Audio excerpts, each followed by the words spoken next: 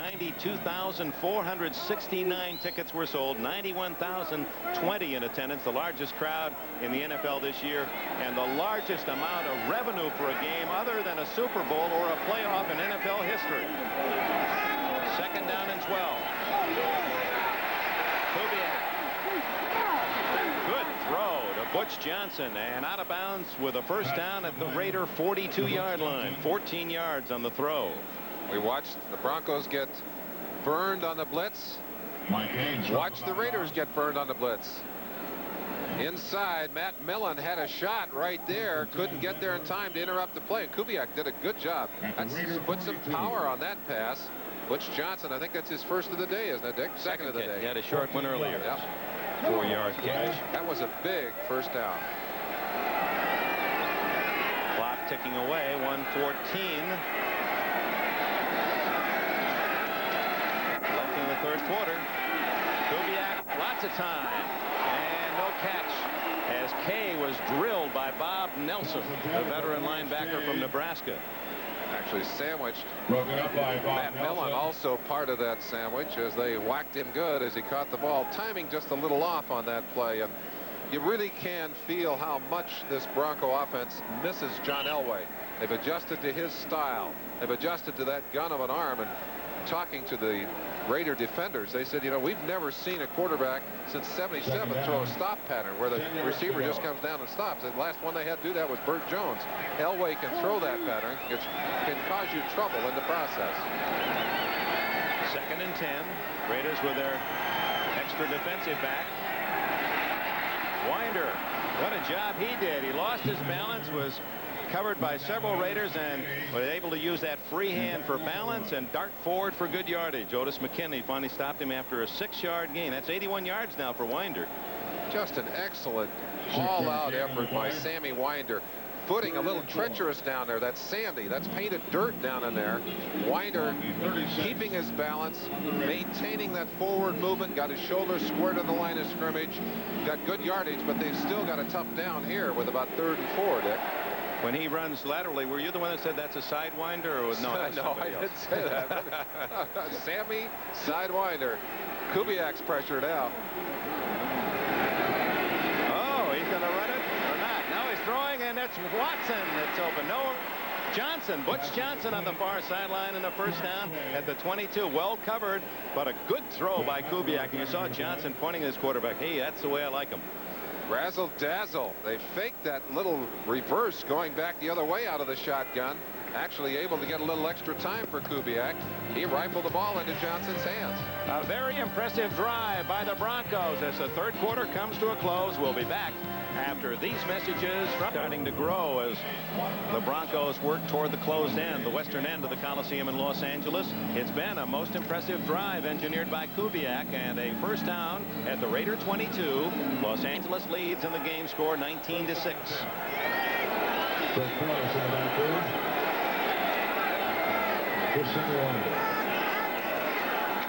Winder breaks loose of the tackle by Millen. Oh, pretty run. Still on his feet and diving. They say he stepped out of bounds back at the 9-yard line. It'll be a first down, and Winder did most of that on his own.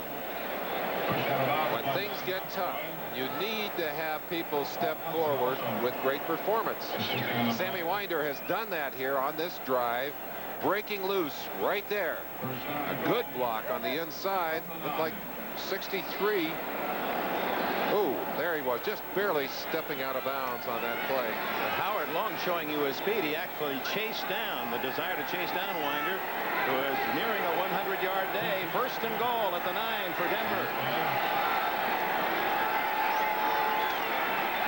Winder again. Not this time. He's unable to get away from 26 Van McElroy, one of the better open field tacklers in the league. It was just an excellent tackle by McElroy. Winder showing very quick change of direction on a couple of plays there. Good blocking by the Denver line, and we've mentioned to you that they're operating without 2 starters in there. Lanier is out, Bishop is out. We've got 63 Mark Cooper in there, and Woodford Hood 74, and they're doing a pretty darn good job for young men who have not had that much playing time. 79 yards rushing for the Broncos, 61 for the Raiders. We'll get back to that. Second and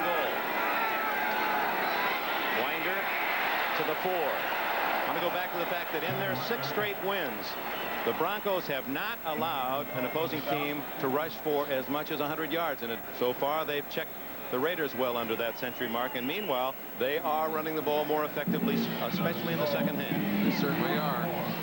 We mentioned how much Elway would like to be in this game, but Kubiak showing some real style and class on this drive. Let's give him his due. You bet. 99 yards now for Winder. A big play for Dan Reeves' Denver team. It's 3rd and goal at the Raider 4. And they need the 7 here. They need the 7 points here. They may not get that many chances here in the second half. Kubiak on the play action fake. He likes to run. Now he throws wide open. Touchdown, Clarence Kay.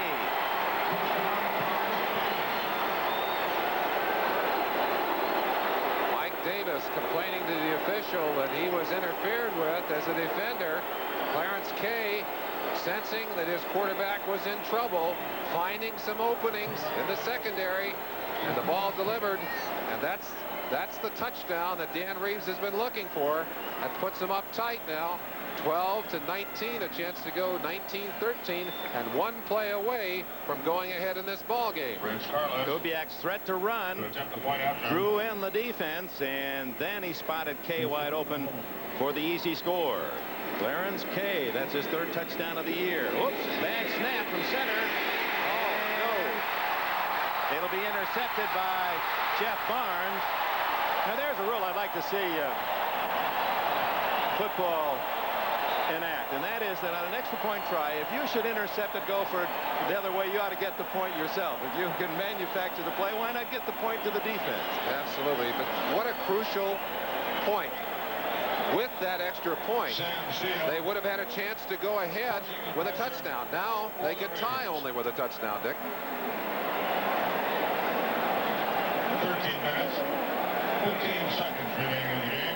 Accelerates here, has great speed, good nose for the football, gets off the block, and unloads on Derek. KEVN-TV is experiencing technical difficulties. The problem is being worked on. Please stay with us. That's how a 240-pounder can move. You bet. We're really excited about him. Ooh, very nearly a loose football is. Diving in on Frank Hawkins was the pressure from Lewis Wright and Steve Busick. Lewis Wright on the tackle. I'm sure that one of the things that Tom Flores has said is hang on to that football. They're going to be popping at it. This telecast presented by authority of the National Football League, intended for the private use of our audience. Any rebroadcast or other use of this telecast without the express written consent of the Los Angeles Raiders and the National Football League is prohibited. 3rd down, 2. Raiders ball at their 22. Both Wilson and Kubiak are 13 for 22. The passing dead even in terms of percentage. They don't pass this time. That's Marcus outside. And a 1st down at the 28. And that's just the quick football intellect. He saw that where the play was designed to go, no hope. He quickly adjusted and picks up the yardage. 6. It looked like Jackson coming hard from the outside as we get in close to the action. Watch Marcus adjust. The play was designed to go inside. It was shut off there. He just used his speed to get outside and pick up that 1st down. Both Barnwell and Williams are to the right. Stay on the ground. Hawkins again, bowling straight ahead to the 32 for about 4. Walt Boyer in on the tackle. You see the Giants 30, Washington 6 in the 3rd quarter. Oh, what an upset that's going to make a lot of people in New York happy and a lot of people in Washington very unhappy. Dick, one of the things we'll see here, if the Raiders can do it, they would love to take that football all the way the length of the field, running the football and eating the clock. Injury on the play to the rookie or the 2nd-year man Boyer, so we'll use this timeout. He appears to be okay. Left the field limping a bit, but under his own power. See a lot of bodies in the game for the Broncos. They feel they've got to rotate their people and keep them fresh against this bigger Raider team. 2nd down, short 7. Blitz. Wilson incomplete through the hands of Christensen. How is this Denver team different from the one that beat the Raiders a month ago? Well, I think if you talk to them, they would tell you that that was really the turning point of the season. They didn't know how they stood. That was a test for them. That really was a test. And they won a couple of games that people said they shouldn't have won. But I think they kind of proved something to themselves in that game. They came into this game a much more confident football team, even with their injuries. And they have played well behind Reeves today. I think he's got to be very proud of them, no matter what happens in this game, Dick. Yeah, he seems to be. He claims yesterday he's not mellowing, but he does seem to be much more secure and feeling more confident about his role on the sidelines. He's wearing the stripes a lot more comfortably these days. Draw play to Allen, trying to get outside. But it's not there, and he's down short of the first down at the 37, so the Broncos are going to get the football.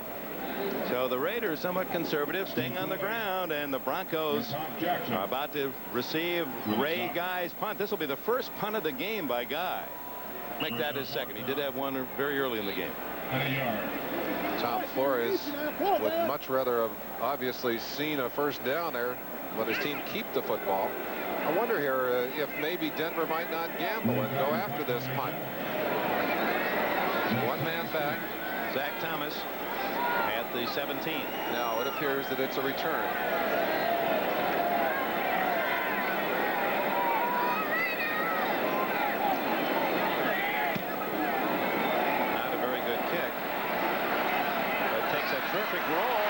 Touched by Thomas, and it's recovered by Otis McKinney. It'll be the Raiders' ball at the 8-yard line if it was touched.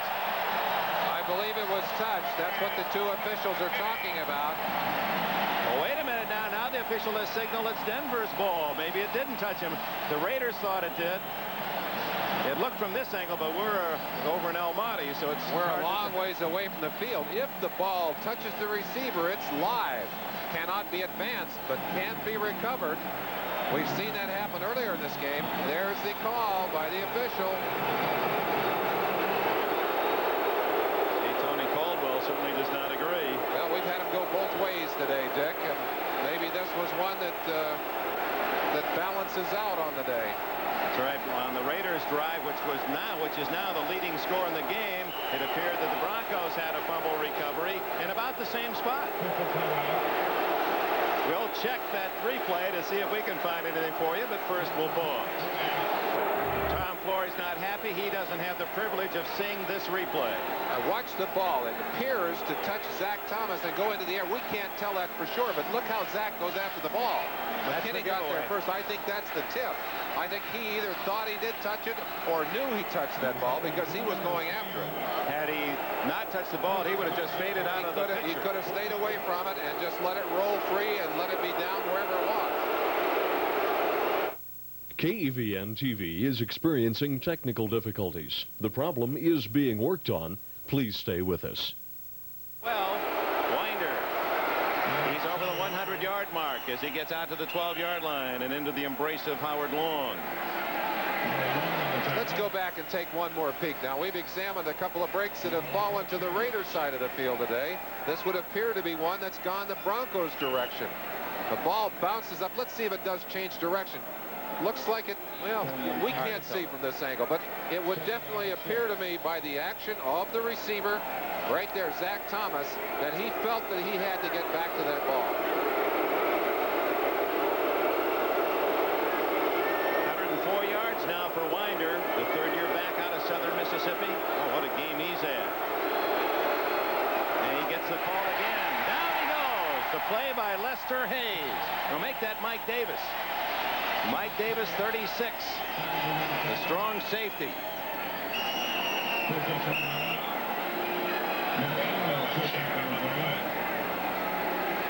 There is the official who was asked to call that, and he is shielded by Thomas's body on that play.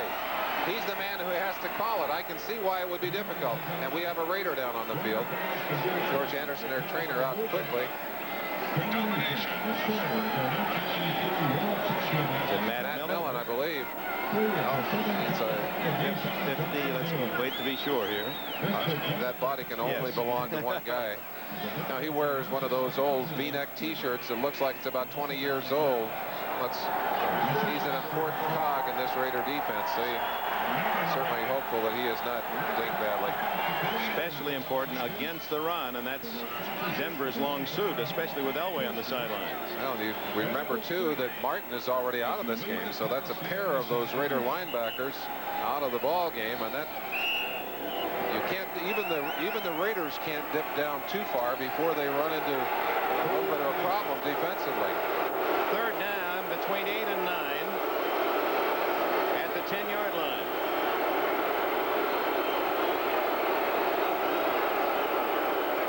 Kubiak fading into his own end zone. Just does elude one man. And it's caught. It's caught, but short of a first down by Watson. He is amazing. What concentration. Like a magician pulling a rabbit out of a hat. That ball bounced out of the hands of one of the other receivers. Kubiak not getting up. Kubiak leveled on that play. Steve Angelopoulos, the trainer, out quickly. We'll give you a look at the whole play. Kubiak avoiding the rush and a possible sack. Howie Long from the backside. It's Alzado that finally buried him. But watch the ball here. Up out of the hands of Kay. Now look, 1, 2, 3 bounces. And finally on the 4th bounce, controlled by Watson. Watson's gallant reception, however, short of a first down. The Broncos will be punting when we return. Kubiak appears to be okay. Perhaps just the wind knocked out of him, but just in case. Well, it's not Elway warming up, just pacing the sidelines. It's rookie free agent Scott Stankiewicz from North Carolina tuning up. Well, right now, the defense is going to have to tune up. It'll be their job to get the football back. Chris Norman. Whoa, a high snap, and he gets it away. Oh, that's a terrific effort. And the ball down at the 49 in Denver territory. Again, the absence of Keith Bishop, great deep snapper, and they were lucky that they didn't have another safety on their hands. 36 yards by Norman, but he did a terrific job just in handling the football and getting the kick away under pressure. Now Mark Wilson and the Raider offense comes on the field. Let's go back to the play. We have another angle for you to peruse. A second official, left side of your screen. He too had a view of the play and did not call a touch. Well, they both had an eye. Yeah. Certainly the man on the sidelines had a pretty good look at it. Certainly did. First down, Raiders. And Wilson going to throw on first down to Marcus Allen. A hard-earned 5 yards into the grasp of Dennis Smith. A low-risk pass. That's really almost the equivalent of a long handoff to Marcus Allen. Has the advantage, if once Allen catches the ball, of putting him in the secondary and letting him work on them. Let's play a little football trivia here from the Coliseum. What player holds the Raider record for most yards passing in a game? Plunkett, Stabler, LaMonica, Flores, Blanda. What's your guess? Well, let's go down the line. Plunkett? No. Stabler? Well, they're all no's. Kenny King says yes and drives to the 35-yard line. And a first down. We'll let you think about that trivia question for a few moments. Well, those are all no's. I'm going to give that. They're all no's. Okay, those are all. We missed this one yesterday. We sure did. I guessed those. I didn't have. In fact, I used quite a few of those names yesterday. I'm not cotton to a lot of those long questions anyway. Now somebody got that one, I know. Montana to Clark, 44 yards, and the 49ers lead the Rams 33-0 at Anaheim. Oh, Rams got shelled. This game's still in doubt. Raiders by just a touchdown. Oh, fine reception by Greg Pruitt. As he was losing his footing, the veteran Pruitt gains 4. A lot of sand on this field. I mentioned the turf torn up quite a bit. SC played Cal on this turf yesterday, and they really ripped it up. Pruitt did a good job. His feet popped right out from underneath him. Kept his concentration on the football. And a good lesson in that of your receiver. That's where the concentration has to be, on that football, and complete. Clock running, 5:48 remaining in the game. Marcus Allen back in as Pruitt goes out. This is Frank Hawkins right into the arms of Steve Busick. Well, that Busick, just a 7th-round pick in '81, replacing Randy Gradishar. And he has been an outstanding player, especially against the run.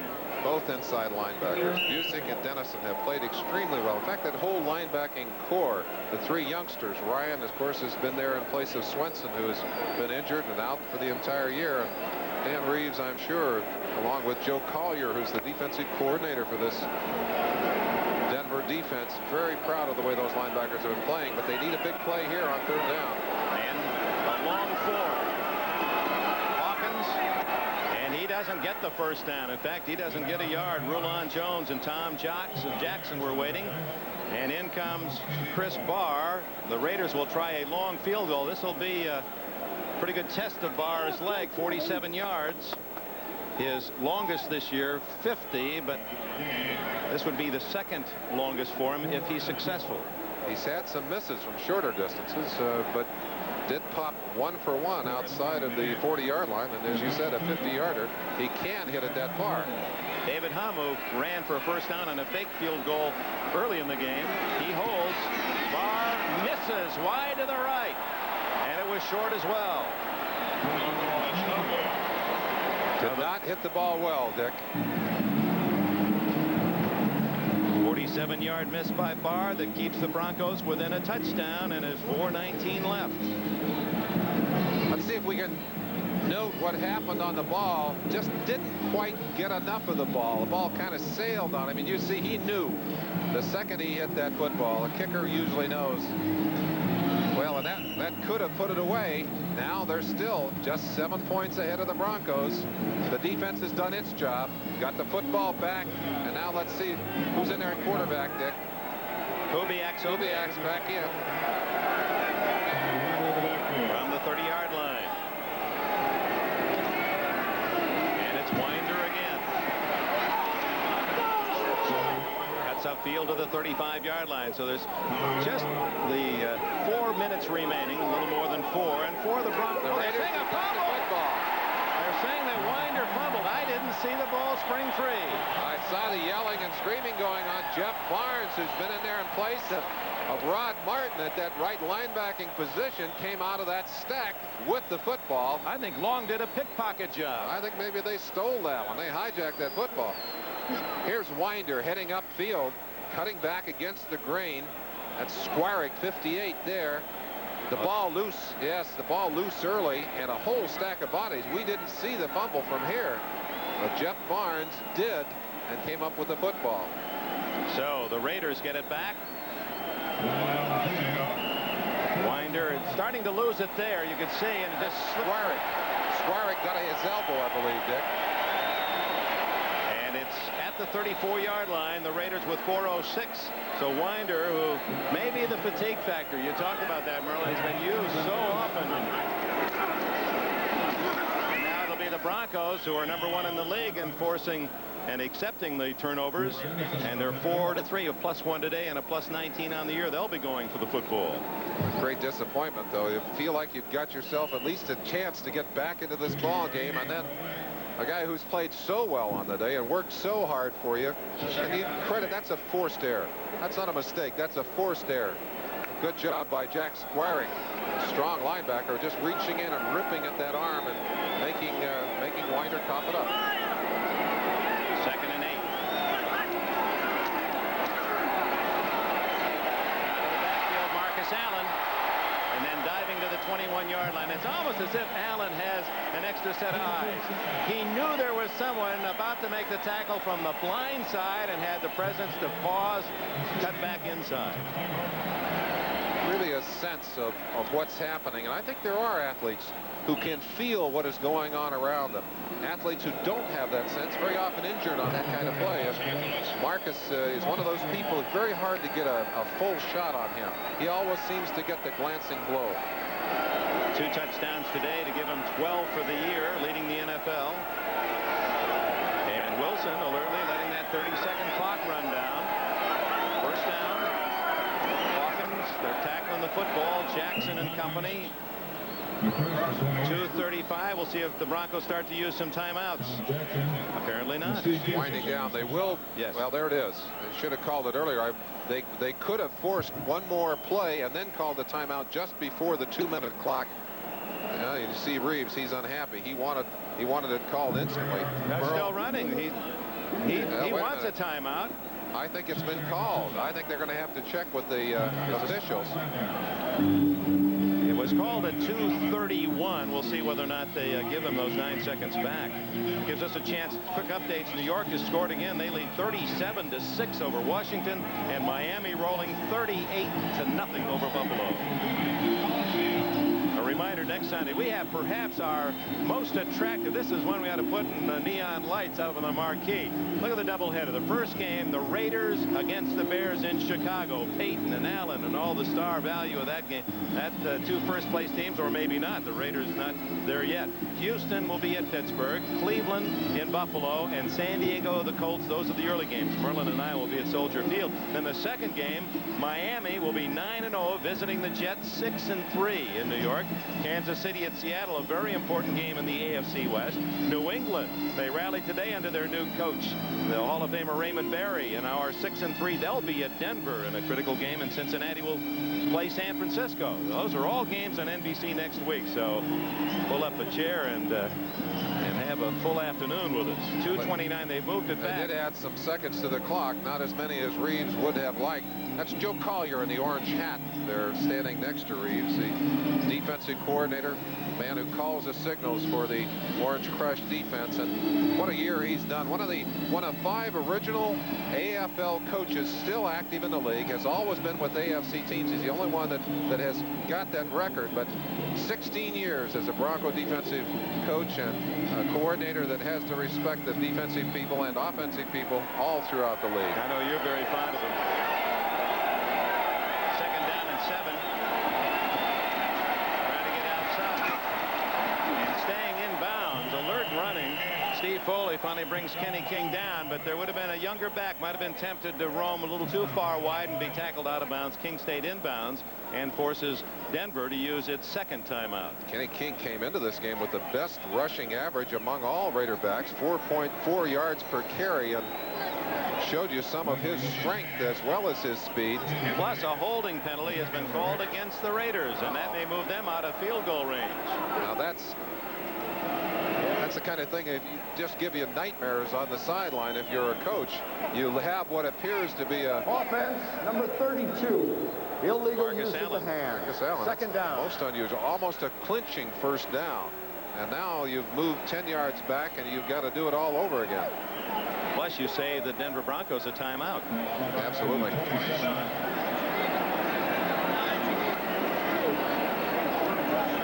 Marcus coming into your screen at the top.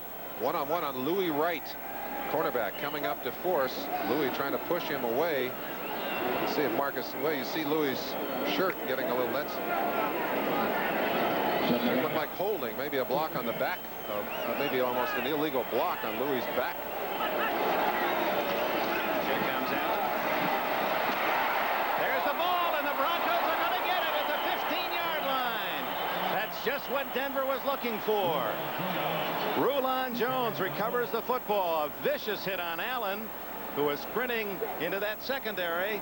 And Denver with 2:16 left with a chance. The 2 Broncos at the bottom of that stack are Ken Woodard, 52, and Reuben Carter, 68. Let's see who it was that shook it loose.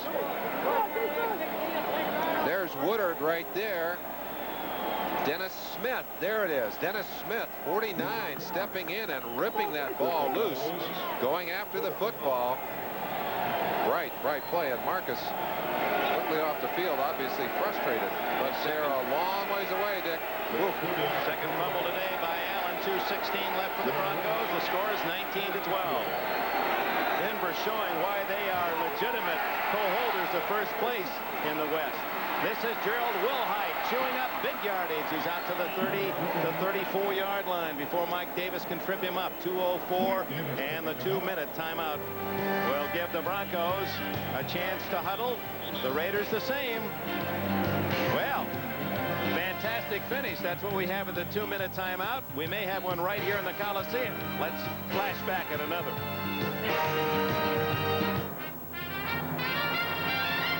Alcoa presents Fantastic Finishes.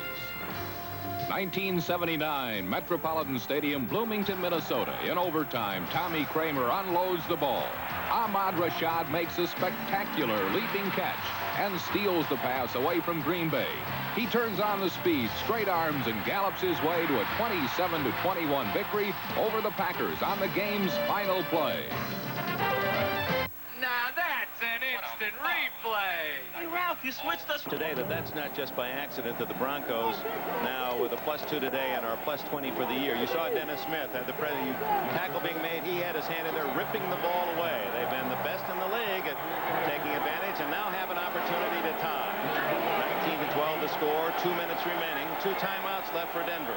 First down at the 35. Kubiak in trouble. It's an incomplete pass, and they certainly were liberal about being in the grasp there. Kubiak was struggling, extricated himself. I think the only guy out there was Dave Studdard, number 70, a big tackle. But I think what they decided was that Kubiak may have been drilled as he threw the ball. Flores asking the question along with Bob Siemens, as the man who calls the defenses for the Raiders. You saw him directly behind Flores. Let's see Kubiak trying to avoid the rush. Alzado is in there. Long is in there. He's stepping forward. No, he never was in the grasp and in control. Jeff Barnes, I think the guy that hit him just as he threw the football. Complete. And Sawyer is out of bounds at the 49 of Denver. With 1:47 left, the Broncos, many people felt this young team after winning in Denver, they come back down here. This big crowd might be intimidated. The Raiders, the Super Bowl champions, without their top quarterback, John Elway, they have measured up very well today. The Denver fans, they've got themselves a club. Well, they're going to be very proud of the way the Broncos have played today, as I'm sure Reeves is, but they still got some turf to cover here. Will Height, the setback.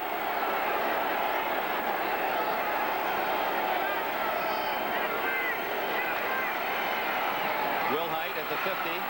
Can he get out of bounds? Yes, he does. At the 46-yard line, that stops the clock.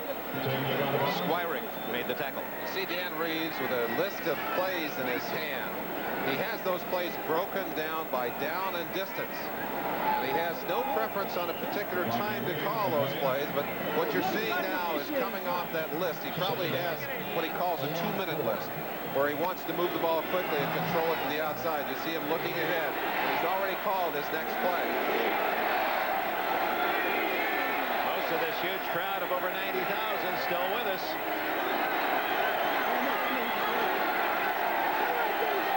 Second and 5. Complete. But inbounds as the tackle is made of Butch Johnson at the 39-yard line. 8 yards and a first down. 1:27. And they're not going to use a timeout here, and the clock is chewing up.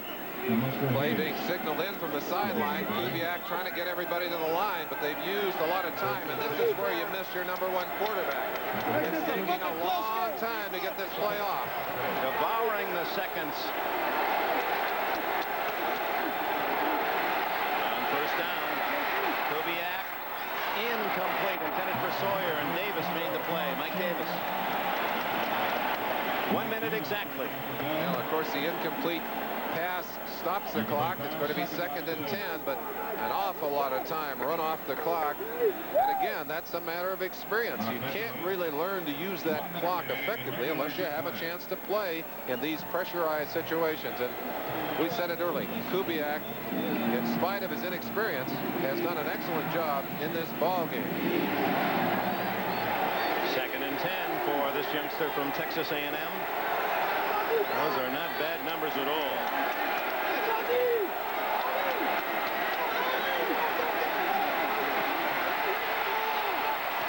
Butch Johnson at the 29, a first down, and clock running. Will they use? Yes, the timeout there with 50 seconds left. Butch Johnson diving back for that ball. Kubiak putting some heat on the ball. Did not have it on target, but Very often a good receiver can make a quarterback look good on one like that.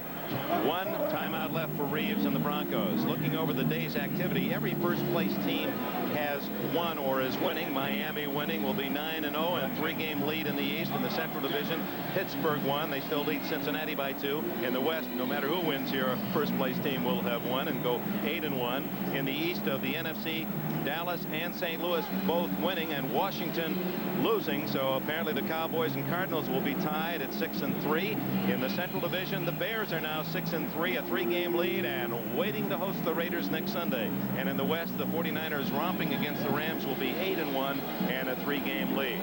But of all those teams, perhaps this one, the Denver Broncos, the biggest surprise of all, and especially coming in here, the home of the Raiders, and playing a magnificent game. And the Raiders continue on their streak of playing just well enough to win, although they certainly haven't won this one yet. They've really only had one quarter of what their coaches would describe as intense total team football. That was the third quarter of last week's San Diego game when they just exploded offensively and exploded defensively. But I think Tom Flores has got to be a little frustrated with the fact that they can't get it all together on the same day for a total game. First down at the 29-yard line. 50 seconds left. Kubiak almost intercepted. Otis McKinney playing Sawyer very well. Sawyer the H-back and McKinney is that fifth defensive back, often taking that second tight end. Kubiak lucky that one didn't get carried away. He's getting good pressure. You saw Howie Long reaching for him. I think he felt that pressure, tried to get it off a little early, threw behind Sawyer. Sawyer did a good job of getting his hands in between the ball and Otis McKinney's hands. Otherwise, that might well have been intercepted. It's been a patient drive by Kubiak and the Broncos. They haven't tried to go for the big one too soon, but they're running out of time. 2nd and 10. Almost caught, but right through the hands of Watson. Thought I saw a flag down, but it was a hat down. Apparently a Bronco had stepped out of bounds. So it's 3rd and 10. Steve Watson, who has caught some passes that were almost unbelievable today, had one there that he could have caught. He was getting a lot of heat from number 23, Otis McKinney, who seems to be everywhere in this defense. Otis hit him just as soon as he touched the ball.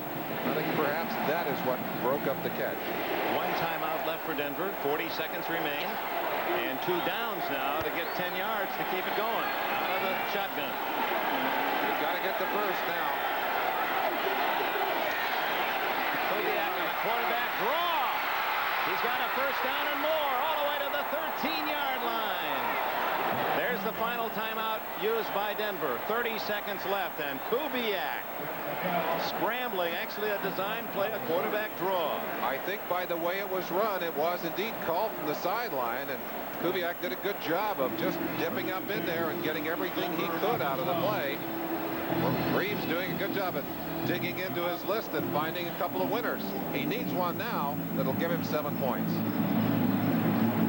There he is. He sets up. See, he gets a block there that knocked Townsend out of the way. He had to get away from Townsend and diving for the first down. Paul Howard, number 60, the man who threw the block for him, that really broke him loose at the line of scrimmage.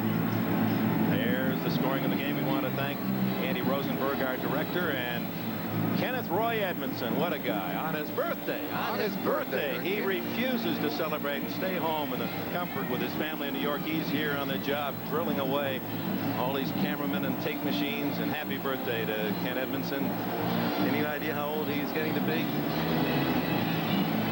Old enough. I'd like to welcome those of you to the Raiders-Broncos football game here in Los Angeles. Still in progress, the score, the Raiders 19, Denver driving for a possible tying touchdown. Stay tuned for the following programs on NBC tonight. First, Silver Spoons, followed by Punky Brewster and Knight Rider. Then it's The City Killer, a world premiere movie. That's tonight on NBC. Right now, we have some drama building. Denver Broncos, the underdogs, scrapping, scrambling, have recovered a fumble deep in their own end of the field, and they've driven in the final 3 minutes to the Raider 13-yard line. They're without a timeout. 30 seconds left. First down, going for a tying score. They almost have to pass the ball.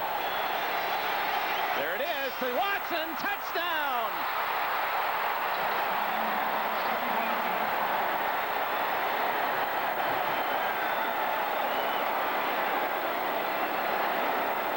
Touchdown.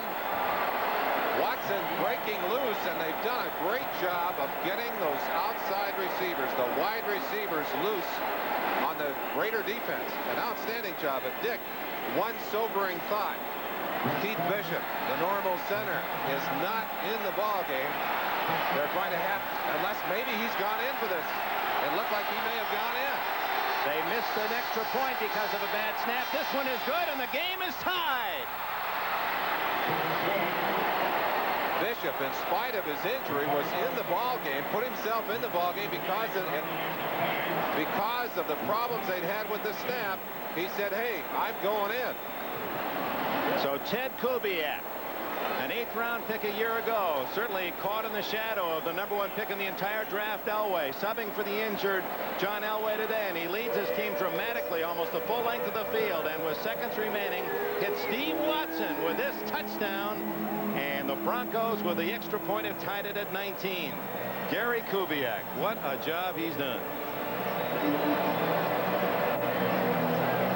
Don't think they're happy? Look at the enthusiasm there. Now, after a full 4 quarters of banging and snagging and hitting and biting there, they've got to go at it again, although a little bit of time left on that clock.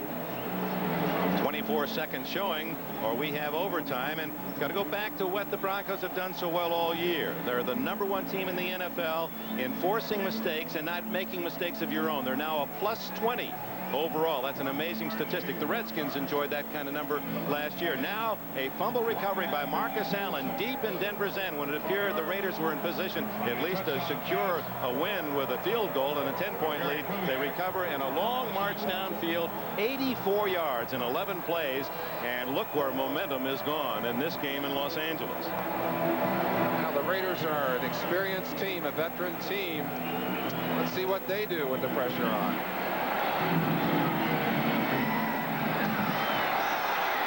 Kick down to Clee Montgomery, and he is drilled at the 22-yard line.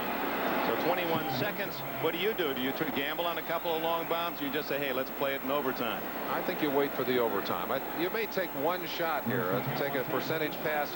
The one thing you don't want to do is hand that football off to somebody in a white uniform. You don't want to turn it over. Jim Plunkett there, you see a portion of him behind the young man with the blonde hair.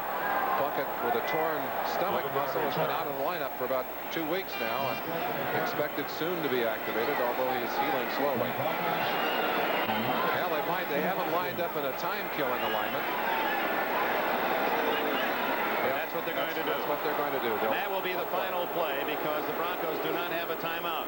But the Denver Broncos coming in here as a underdog. Many felt that the Raiders were really waiting, that this was the game they would be up for. But the Broncos have shown that defensively they deserve all those flattering numbers.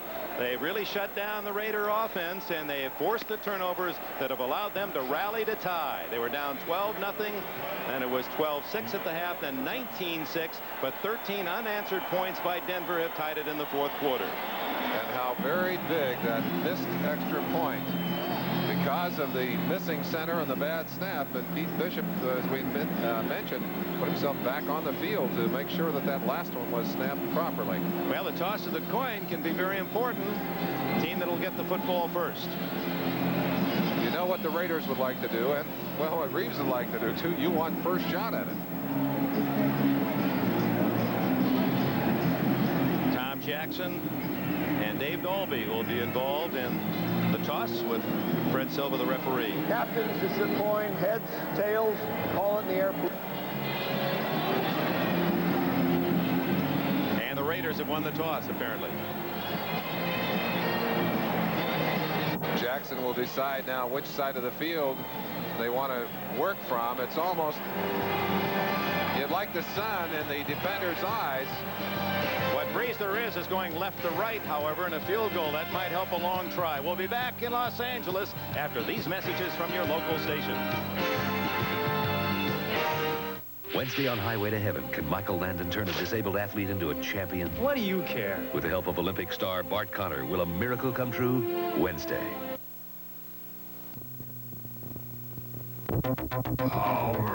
It's the motorized spectacle of the year, Powerful 84. Motor Mania comes to Rapid City for 2 spellbinding shows. Saturday, November 3rd, 1:30 and 7:30 p.m. Screaming, churning, pulling dragsters go head-to-head. It's the Clash of the Titans. Modified pickups, wheel stand and 2-wheel drive, Superlot 4x4s, thrilling, bone-shaking modifieds, and featuring car-crushing superstar monster truck Barefoot. Saturday, November 3rd, 2 shows, 1:30 and 7:30 p.m. Rushmore Plaza Civic Center. Brought to you by KEBN TV7 and KKLS Radio.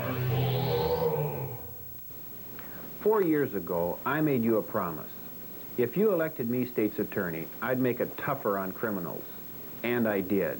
Since being elected, the state's attorney's office has increased the number of criminals sent to prison by over 100%, while decreasing the cost of prosecuting a case by 1/3. This year, I'm making you the same promise. With your vote on November 6th, I can continue to make it tough on criminals.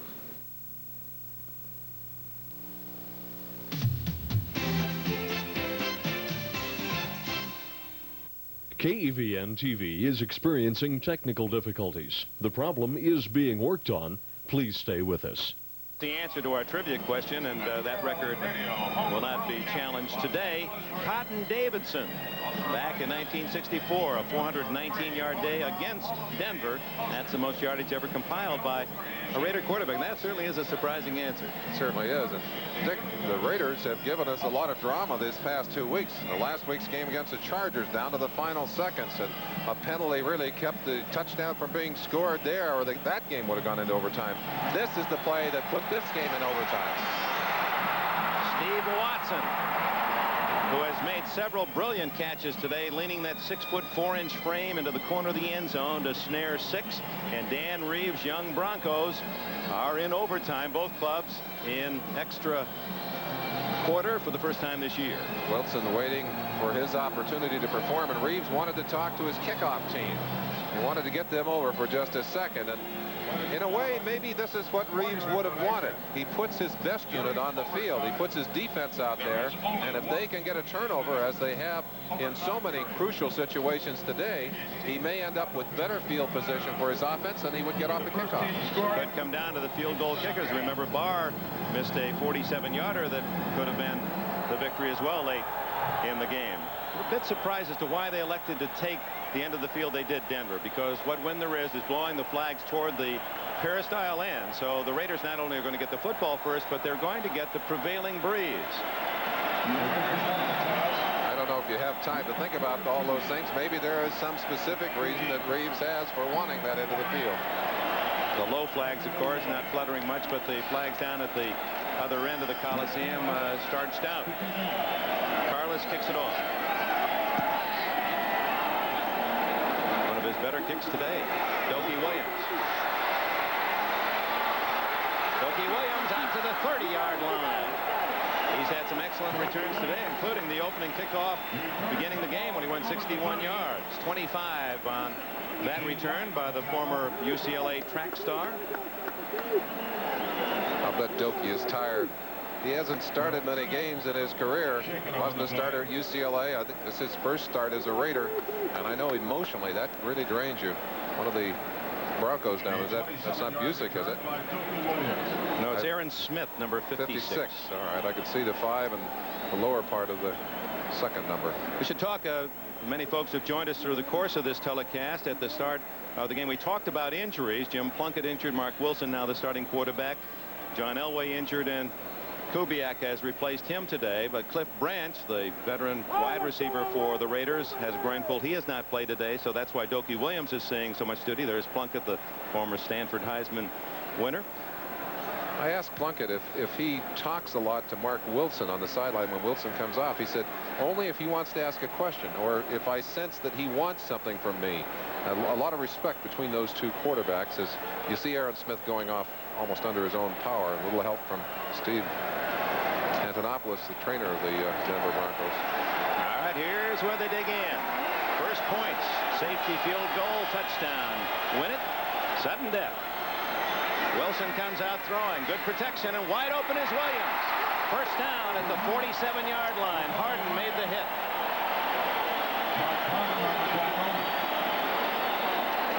The Raiders, a big play defense, a big play offense. They come up with the big play on the first play of the extra period here. Reuben Carter right in Wilson's face, but doesn't stop him from getting the ball in front of Mike Harden, number 31. And Williams using his speed to push Harden off deep. 18 yards on that play.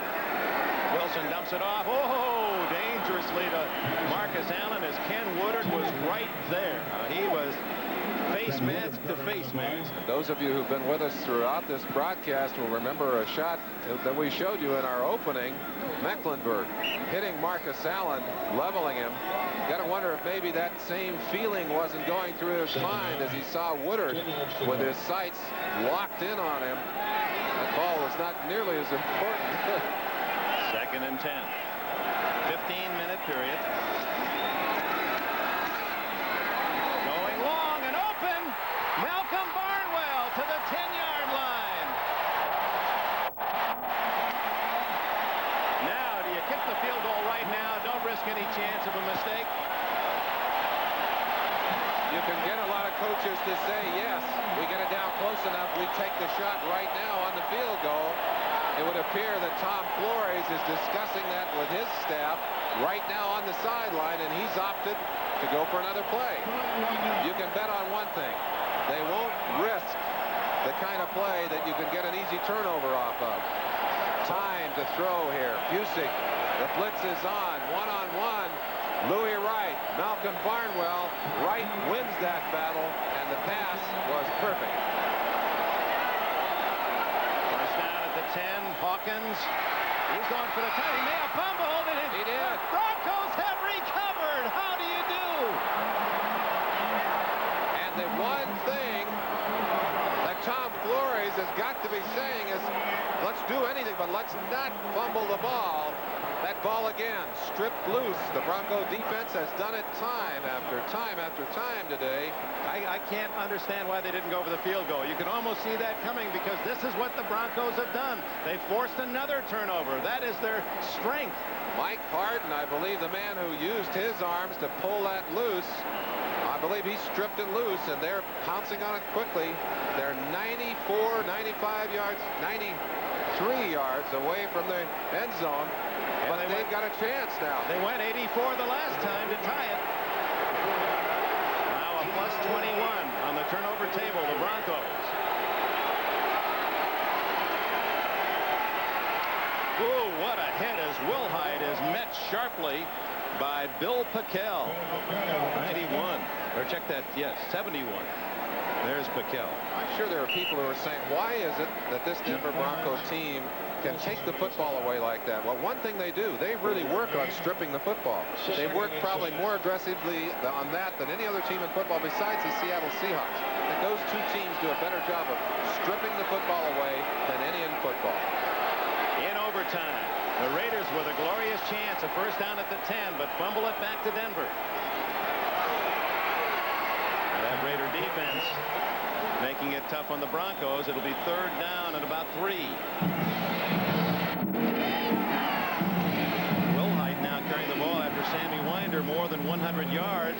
The leading rusher in the game. That's 23 Winder coming into the game now. And they're trying to Kubiak saying, get those receivers in here. Come on, let's not take too much time here. Clock ticking down. 12 minutes left in the overtime. 10 seconds now on the 30-second clock. That's the one he's worried about. Here he goes. 5 seconds. Out of the shotgun. He's really close. Oh, he got it. Hands it off to Wilhite. Wilhite is to the 16-yard line, short of the first down, it appears. It looked like Wilhite was going to have a chance to make that going wide, opted to cut it back against the grain and did not make it, Dick. Now, do you go for it here or do you kick the football away? Again. You got to kick it away. Well, yes, but you got to wonder if Keith Bishop is going to be able to go in there and center or if they'll have to use Bryant on this one. 4th down and a full yard, not close. No, they've got to kick it away. They're going to do that. going to take any chances that deep in his own end. He has played a patient, mind you, a conservative game, but it's been styled to play the Raiders well here at home, and it's worked for him. It's exactly the game plan he talked about yesterday when we chatted with him. Keith Bishop has gone in to do the snapping in spite of that injury, and you can see him limping up to the line. They want that ball comfortably snapped to Norman. They need some distance from the goal line here. Greg Pruitt, who has had some trouble handling the kicks today, is at the Raider 45. He's muffed a couple. Good snap. And a good kick. Pruitt all the way back to his 34. 45. And he's to the 49-yard line. Boy, those Broncos are tackling the football at every opportunity. 50-yard punt. A good 15-yard return by the veteran Pruitt. Almost too good a kick. Outkicked his coverage, and Pruitt able to elude a man and get around. Look at Bishop limping down the field. 54 coming down. Roger Jackson, 28, faked out of his shoes on that play. Good job. Aaron Smith going down. But finally they got him down, and the Raider offense back on the field. And the Bronco defense. That's right. As the old line might be, got him right where we want him. The defense is on the field for Denver, and Tom Flores has his offense. Both sides strength on the field, apparently, at least in this one. At midfield, this crowd of 91,020, over 92,000 tickets sold, treated to an overtime battle. Two teams 7-1. Christensen. Pass was low and outside. Music, the closest Bronco defender. Mark Wilson kind of falling away from the receiver as he delivered that pass and did not get enough on it. He obviously doesn't want to overthrow that pass. If you miss it, you want to miss it short. Here's the shot. Let's watch his feet now. Looks like he's kind of dropping back as he threw that pass. Didn't follow through all the way with it and ends up putting it down in front of Todd Christensen. 2nd and 10.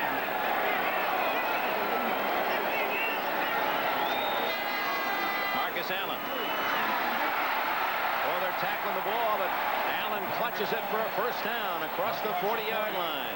Ken Woodard, 52, finally got him to the turf. And you have to wonder how far Flores is going to want to go downfield before he tries a field goal this time. Well, he dodged the bullet, but he's got it back in Denver territory at the 40-yard line. 10:35, plenty of time remaining in this overtime period. You can feel the adrenaline pumping down there. You could see a couple of tired teams, but they are pumped. Wilson on first down, looking long, and almost deflected away to the man that was not in on the coverage. Foley coming over as Louis Wright batted it loose, and Foley was in the area. Barnwell, the intended target. That was the combination that set it up deep in Bronco territory last time. Barr's expecting a quicker call from the wings on this occasion, if indeed the Raiders can get down inside his kicking range. Raiders took command early, led 12-0, and a couple of fumbles recovered by the Broncos led to field goals. 12-6 at the half. Raiders made it 19-6, but 13 unanswered points by the Broncos in the fourth quarter forced this overtime at a 19-19 tie. Marcus Allen, who has fumbled twice today, and he's wrapped up after short yardage. Andre Townsend, the rookie from Mississippi, making the hit, and Allen limping more and more. You can feel the fatigue. Talked about rolling people in and out. Andre Townsend, a couple of young linemen in there. Scott Garnett has been playing quite a bit for the Broncos in that defensive line, but he has a toe injury, so we're seeing a lot of Andre Townsend today.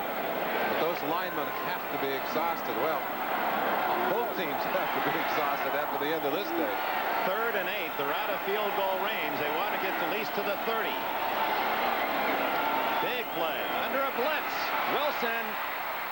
So Marcus Allen laterals a free ball, and Henry Lawrence, the right tackle, number 70, picks it up, and oh my, is that playing into the Broncos' hands. You see Marcus shaking his head. He is so happy to see Lawrence come up with that football. Had they lost this football, he would have been reamed, I'm sure, by the coaches. Wilson, and it's questionable whether he was in the grasp of the Denver defense. Marcus throwing that ball to Henry Lawrence, or for Hawkins, I believe, and Lawrence reached up thinking it was to him. Batted it, got a hold of it, luckily held on to it. With those big padded hands of the lineman, Lawrence indeed showed considerable dexterity to latch onto it. I don't think he wanted to throw it to Lawrence. Gray guy to kick. Rookie Tony Lilly now back at the 10. Low snap. Guy aiming for the sidelines. Lilly has a play at the 9. Or Zach Thomas, number 82. And a good return to the 21-yard line by Thomas. A little bit of field position for the Broncos. Derek Jensen made the tackle. 33-yard punt, 11-yard return. 8:32 left in this overtime period in Los Angeles. Denver Broncos. Those that have joined to say Punky Brewster, Silver Spoons, I'm afraid you have to wait another week for Silver Spoons. We ask for your indulgence, especially you young people, but sit back and enjoy what's a nice piece of drama, football, here at the Coliseum in Los Angeles. Punky Brewster to follow, the Knight Rider. We have a world premiere movie tonight here on NBC, so stay with us. 8:32 left in the overtime. Broncos take over at their 21-yard line.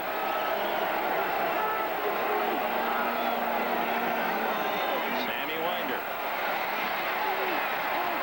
to the 21-yard line, and it was a tired-looking Winder that accepted that pitch back from his quarterback. On the game, Winder has carried 27 times, 107 yards for the Southern Mississippi Star.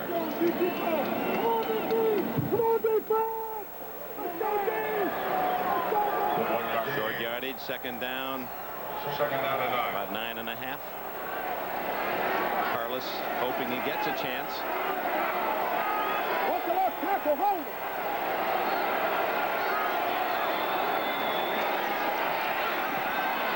Gets the call again and steps out of bounds at the 27-yard line, short of a first down by 4. Let's quickly run down all the scores for you in case you hadn't heard. New England beat the Jets 30-20. Dallas 22, Indianapolis 3. The Bears won 16-7 at home against Minnesota. Pittsburgh 35-10 defeat Atlanta.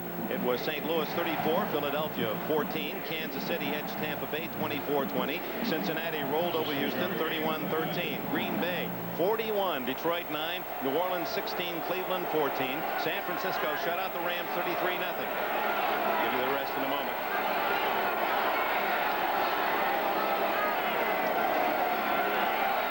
Third down and 4 play for Kubiak. Steps out of bounds, and I believe he has the first down at the 32-yard line. The other finals, Miami made it 9-0, the only unbeaten team in the NFL. 38-7 they defeated Buffalo, and the Giants upset the Redskins 37-13. Kubiak limping as he heads back for the huddle, and again Kubiak's running ability has made a big play. Kubiak, of course, running to set up that touchdown that tied the ball game. Here he is heading out of bounds. He'll duck just beyond the yard marker, and looked like he planted that right ankle a little bit, maybe sprained a little bit, but he wanted to get out of bounds without the hit. First down. It was his quarterback draw that set up the tying touchdown. A big hole for Winder, and Lyle Alzado finally gets him from the side along with Jeff Barnes. Dick, we started the day talking about controlling the line of scrimmage. Neither team has had a clear-cut dominance in this game, but it's been Winder's running and the blocking of a patched-up Denver offensive line that has kept them offensively in this game in the second half. That in combination with the great play and the turnovers by their defense. Well, you said the team that would run the football best today, control the run, would win the game. And at this point, it's Denver that has that slight edge. Winder again with blockers. And he's finally knocked out of bounds at, I believe, a first down distance at the 43-yard line. 5 more yards for Sammy Winder. Boy, the Raiders, I don't know who's writing their copy, their storylines, but last week they came within, well, a fumble by the rookie Bendros of the 2 that would have tied it and sent it into overtime against San Diego, but they won on an interception. Overtime against Denver, and next week the Chicago Bears waiting for their chance at the World Champions, and we'll be at Soldier Field. We hope you'll join us. First half, it'll be our doubleheader on NBC. The big game in the second half will have unbeaten Miami at New York Jets. Down Denver, moving methodically. Winder caught from behind by Bill Pickell, and we should mention as part of the injury situation in this game. 2 critical losses for the Raiders in the development of this contest. Rod Martin, the all-pro linebacker who had a safety to start the scoring, and middle linebacker Matt Millen. A lot of injuries and a lot of fatigue setting in on the field. You can imagine now these players giving it all they have for 4 quarters, and suddenly they've got to go an extra 15 minutes, and it's a lot longer than that.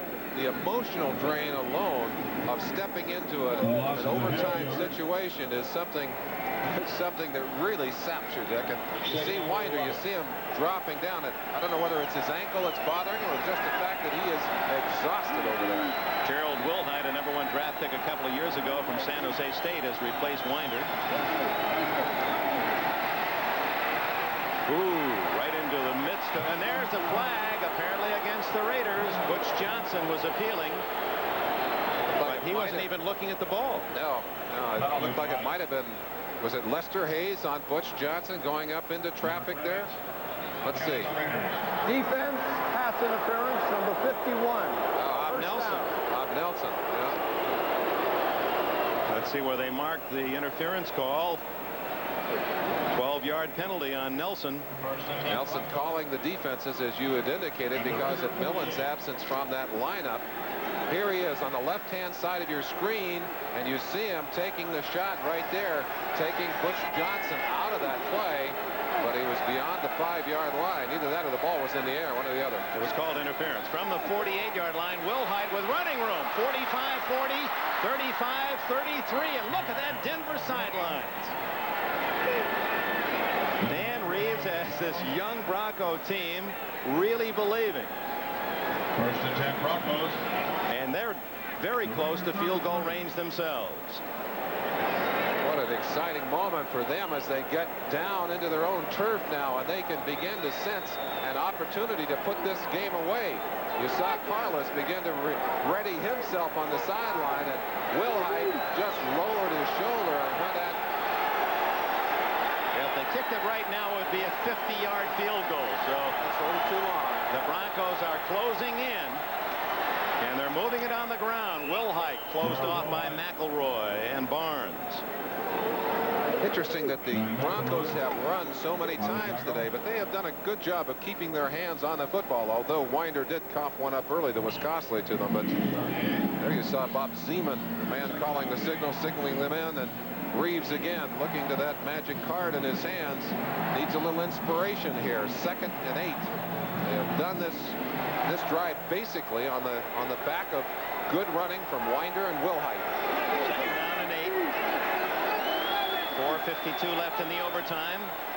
Wilhite again, and he's to the 27-yard line. That would make it a 44-yard field goal. So they are now within a legitimate range of a possible winning kick and have a 3rd down to work with. 3rd and 5.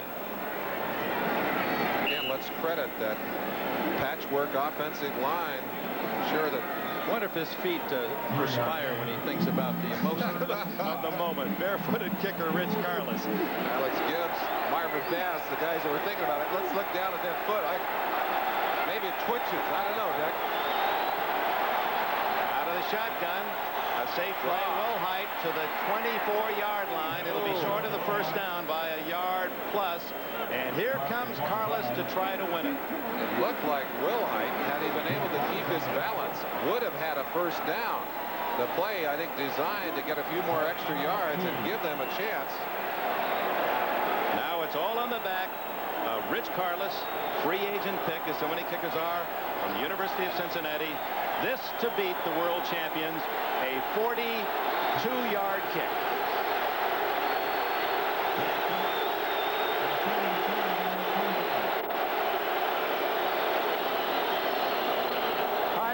The Raiders will give him an opportunity to contemplate the pressure of the moment. To think about it.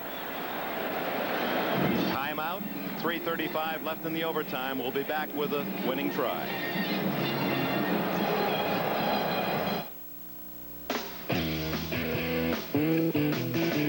Get your motor running. Head out on the highway. Looking for adventure. And whatever comes our way. We shaped the Mercury Cougar to help the car hug the highway. It's a shape you'll always feel good in, just like that old leather jacket.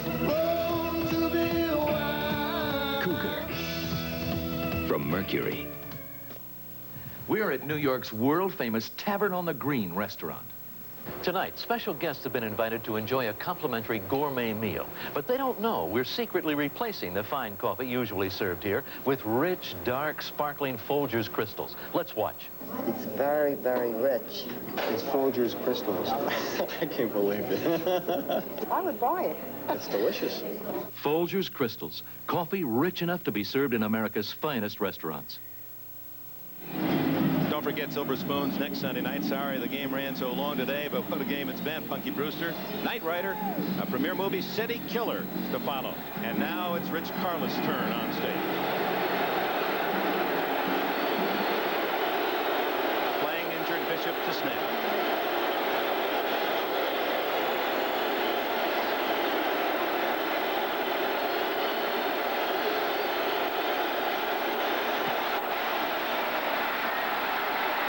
No good. It missed to the left.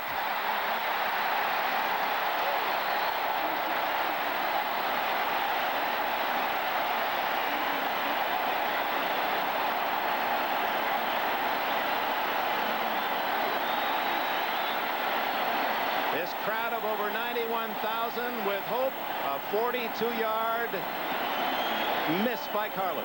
Oh, it looked good midway. He had plenty of leg. He hooked the ball. It couldn't have missed by much. Let's look at Carlos and watch his reaction. The ball hooking. He's trying to get a little body English on it. And he knows. Now the Raiders with the ball at the 25-yard line as Shelby Jordan rubs it in a bit. Now the Raiders have 3.5 minutes. They've used their timeout in the overtime. Both teams have dodged a bullet now in the overtime, Dick. Wilson will throw. And an excellent defensive play by Louis Wright as he reaches around Barnwell and knock it away. Wright, the veteran from San Jose State, so good that very rarely does he get a lot of action. They usually throw to the other side, or at least that's been the case through his 10 years with the Broncos. One of the reasons, obviously, today, the fact that Branch, as we've said several times, out of the lineup, they put a lot of pressure on Malcolm Barnwell. He usually lines up on the right-hand side, and that means he goes head-to-head with number 20, Louis Wright. They both won some of those battles today, but Louis won that one cleanly.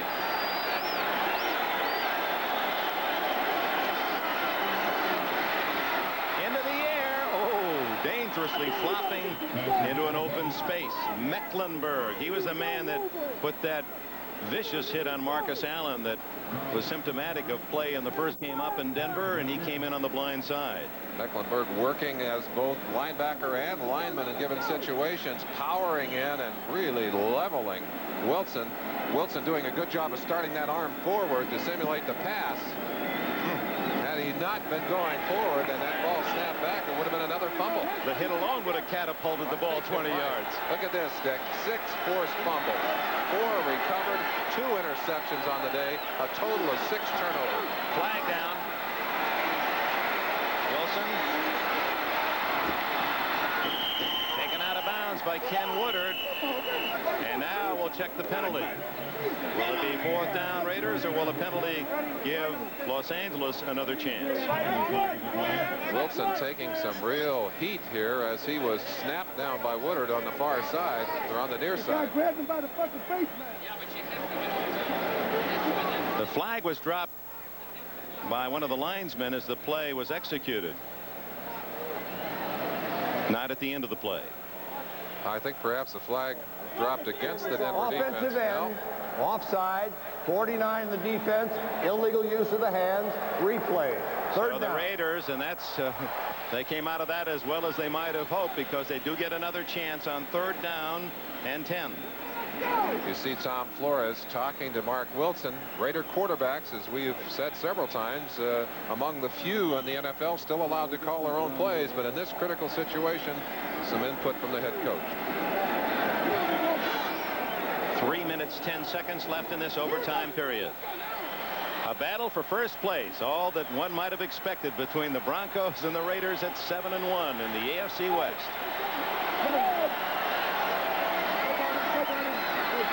Look out. Wilson is down at the 17-yard line. Persevering was 61, Andre Townsend. That's the third sack by the Broncos.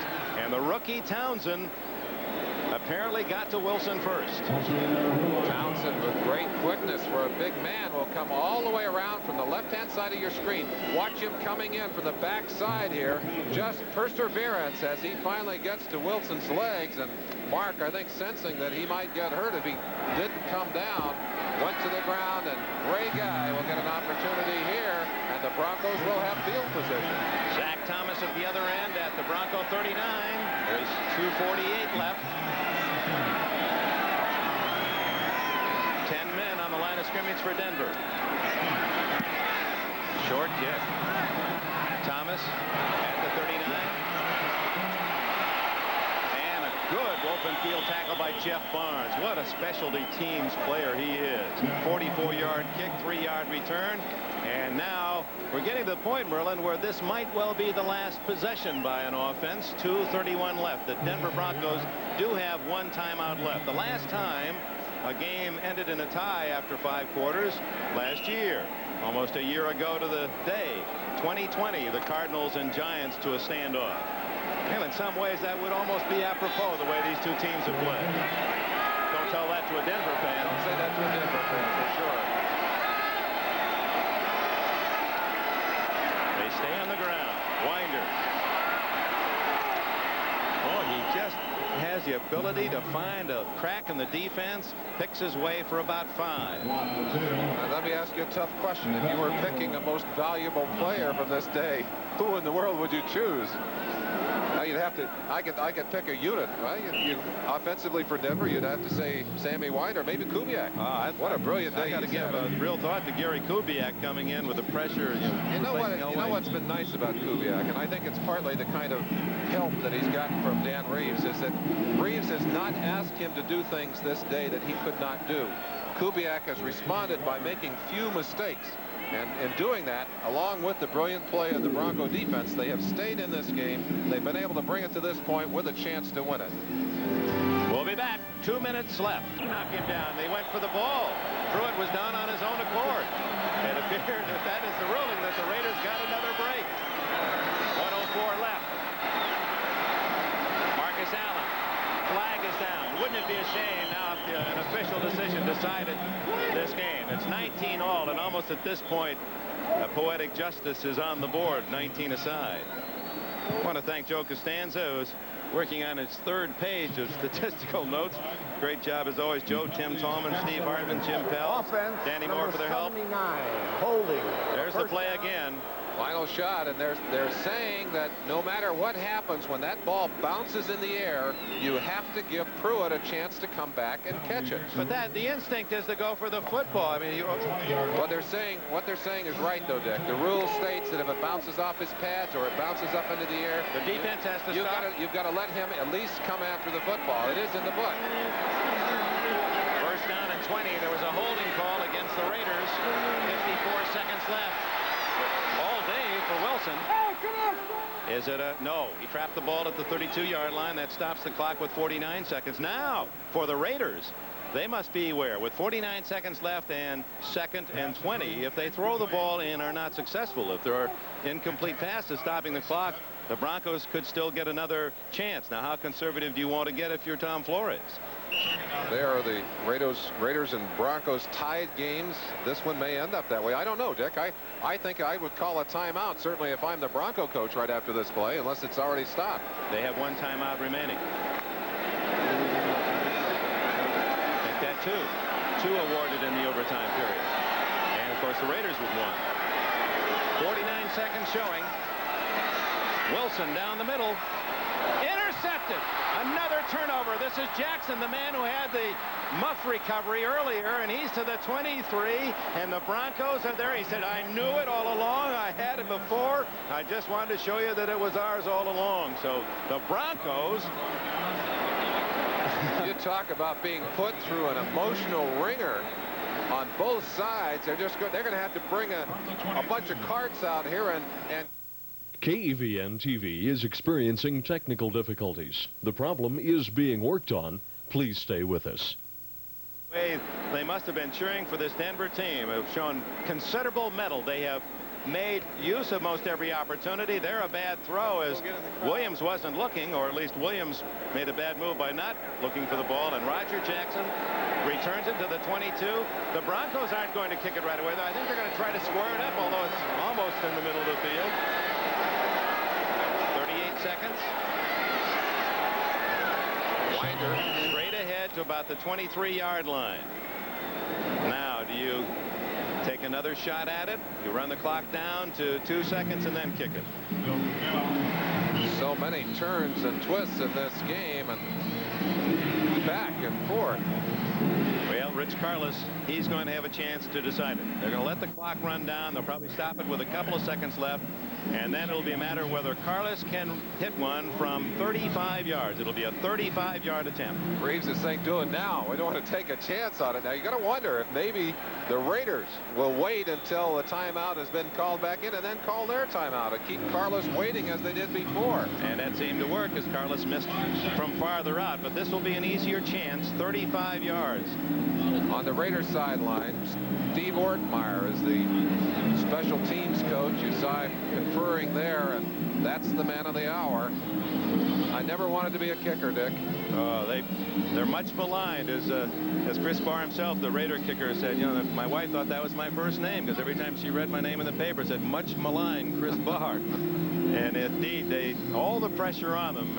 Alex Garrett said, well, they just come out, and after you struggle for 59.5 minutes, and someone who can't even speak English kicks a touchdown. But the truth is that every time they're out there, all the weight's on their shoulders. There's no place to hide. And we'd indicated earlier, we said it several times, Keith Bishop showing us some real grit.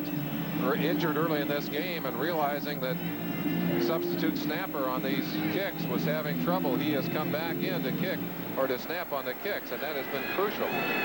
Well, they'll either be 7-1-1, both the Raiders and Broncos, or Rich Carlos will send the Broncos home in first place, 8-1.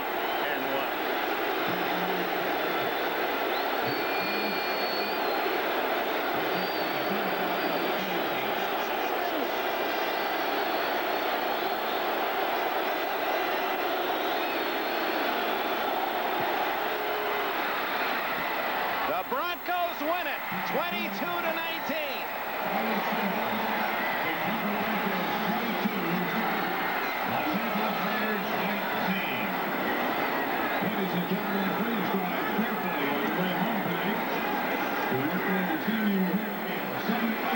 The young Broncos ride home with a win. NFL 84 coming up with all the scores after these messages from your local station. The final in Los Angeles, 91,000 plus. The world champion Raiders have been defeated by the Denver Broncos, and Dan Reeves has the game ball, 22-19.